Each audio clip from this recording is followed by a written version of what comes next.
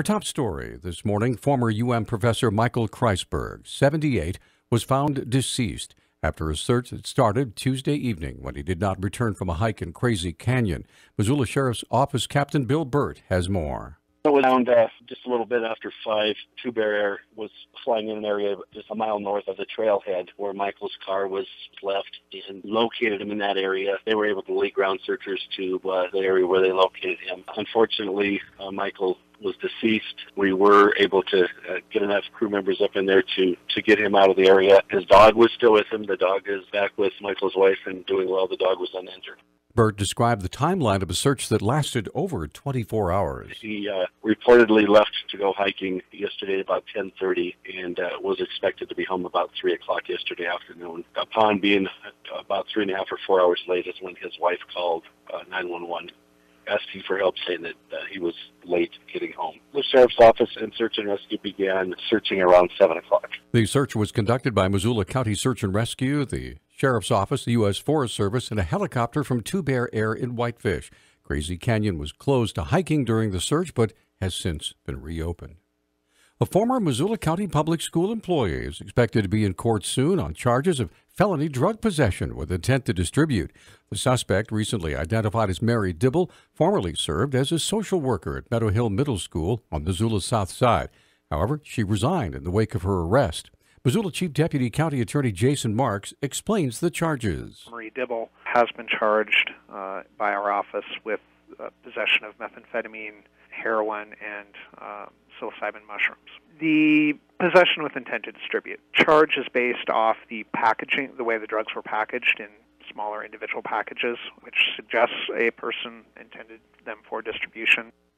MCPS has issued statements it does not believe that Dibble distributed drugs on campus. Drug testing of Dibble's office is underway. A man by the name of Jeffrey Allen King is how police ended up arresting her in the first place. They were found during a search of the residence by law enforcement personnel actually looking for her boyfriend, who was also charged. She's had her initial appearance in justice court. The case has been filed into district court, and we're waiting for the court to issue an order setting her arraignment date. But I would expect in the next week or two. Police arrested Dibble and King while following up on a warrant for King because he had absconded from probation. In 2015, King was in court accused of beating his girlfriend and leaving softball-sized welts on her skull. He was also convicted of partner assault charges twice before in 2012. A Montana man has been sentenced to 4 years in prison for hitting another man in the back of the head with a trampoline pole, killing him. The Billings Gazette reports that Derek Dexter Shoulderblade was sentenced yesterday for the September 2017 death of 30-year-old Ozzie Lee Wilson. Court documents say that Shoulderblade, who was then 23, was at a party in Lame Deer when an attendee said something that angered him. Shoulderblade left the party, then returned and confronted Wilson out front of the house, hitting him in the back of the head with a metal pole. Wilson was taken to a hospital where he died. Shoulderblade pleaded guilty to involuntary manslaughter as part of a plea deal rather than the original charge of second-degree murder. An unidentified undergraduate student at the University of Montana will be facing a misdemeanor charge for the unauthorized use of a vial that was removed from a lab on campus.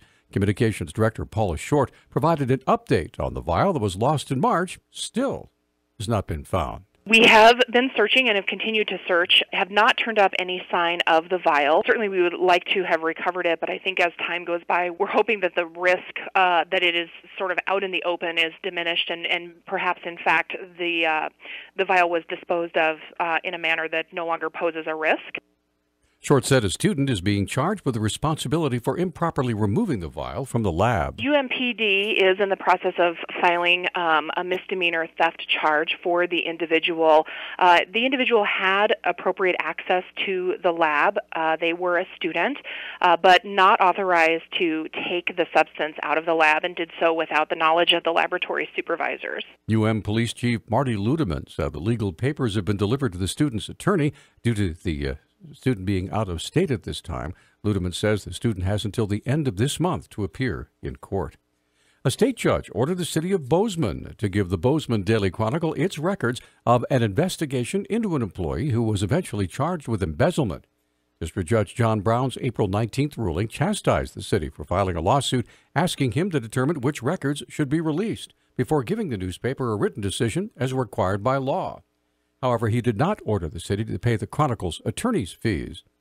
The Bozeman Daily Chronicle reports it sought information about an investigation into former neighborhood coordinator Jessica Johnson after her resignation letter indicated she would be available, quote, to finalize the investigation, end quote.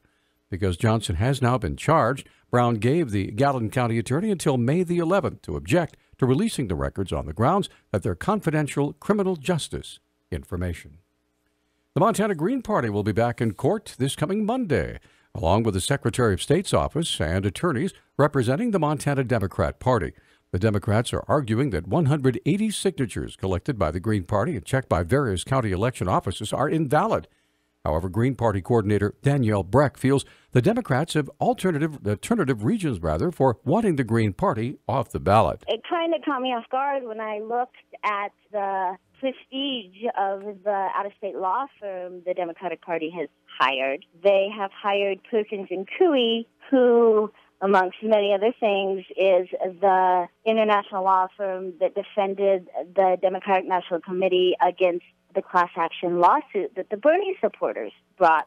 Breck says the legal action is an attempt to, quote, silence progressive voices, end quote, and claims the Green Party will press on even if the case is appealed later. This massive law firm that the Democrats call in whenever they feel like it's strategically important for them has come in and is kind of bullying the itty-bitty Montana Green Party, which is interesting. And we don't feel like it's something that we can really, in good faith, back down from, because those signatures were valid. Those people meant it. The 10,000 people who signed our petition have the right to vote for the Green Party in Montana. Breck says on Monday the Green Party will present its own witnesses in court. She says some of the 180 people whose signatures are in question will testify in public.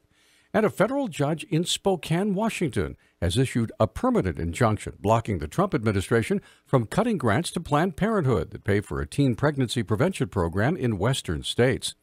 U.S. District Court Judge Thomas Rice issued his ruling late this week, saying public interest weighs in favor of Planned Parenthood.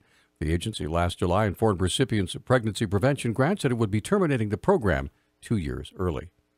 Our Newstalk time now, 6:13. Newstalk, KGVO. Missoula's official weather station. A cool start this morning, but temperatures will rise rapidly today under sunny skies. Highs will be in the mid-70s and will likely even be a few degrees warmer tomorrow. Cooler and wetter weather is expected for the weekend. I'm meteorologist Anthony Franz for Missoula, KECI 13.